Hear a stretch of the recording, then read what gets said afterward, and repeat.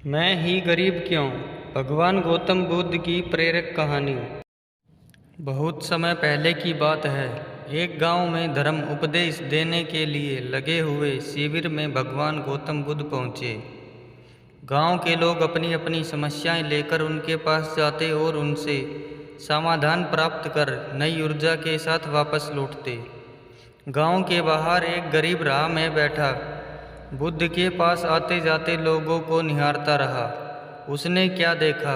दुखी चेहरा लिए भारी कदमों से लोग भगवान गौतम बुद्ध के शिविर में जाते और नई ऊर्जा के साथ चेहरे पर खुशी व आनंद लिए वापस लौटते। गरीब ने सोचा, क्यों ना मैं भी भगवान के पास अपनी समस्या लेकर जाऊं। यह सोचकर हिम्मत करके वह भी शिविर की ओर चल देता है। शिविर में एक एक कर क्रमबद्ध तरीके से व्यक्ति को प्रवेश मिलता है, इसलिए वह भी अपनी बारी की प्रतीक्षा करने लगा। जो कुछ उसने रास्ते में देखा, अब यह उसे साक्षात देखने को मिल रहा है। लोग एक एक कर अपनी समस्याएं बता रहे थे। भगवान गौतम बुद्ध चुपचाप शांति से सबकी समस्या सुनते और जवाब देते। उसकी भी बारी आई। उसने भगवान गौतम बुद्ध को प्रणाम किया और बोला, भगवान मैं ही गरीब क्यों?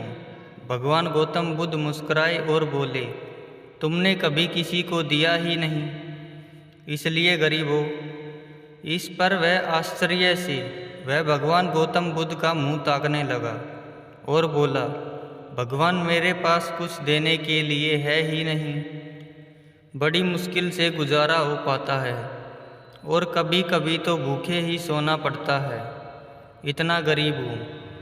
भगवान गौतम बुद्ध शांत भाव से बोले, तुम्हारे पास एक चेहरा है, किसी को भी मुस्कुराहट दे सकते हो। तुम्हारे पास मुंह है, किसी को भी प्रशंसा भरे हुए शब्द दे सकते हो। जो हाथ तुम्हारे पास हैं, किसी की भी मदद कर सकते हो। दरअसल जिसके पास ये तीन चीज़ें हैं, वह भला कैसे गरीब हो सकता है? गरीबी का भाव मन में होता है।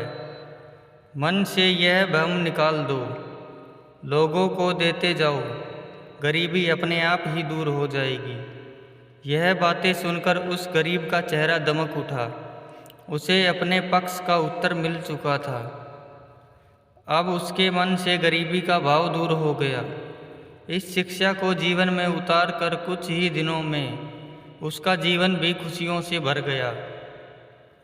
आपको बस यह करना है, हर रोज़ अपनी एक कमी को दूर करो, चाहे वह आपका गुस्सा हो या फिर नकारात्मक सोच। नंबर 2, जब भी कुछ सोचो तो अच्छा सोचो। नंबर 3, अगर कुछ करना का सोचा है तो तब तक उसके पीछे लगे रहो जब तक कि वह काम हो नहीं जाता।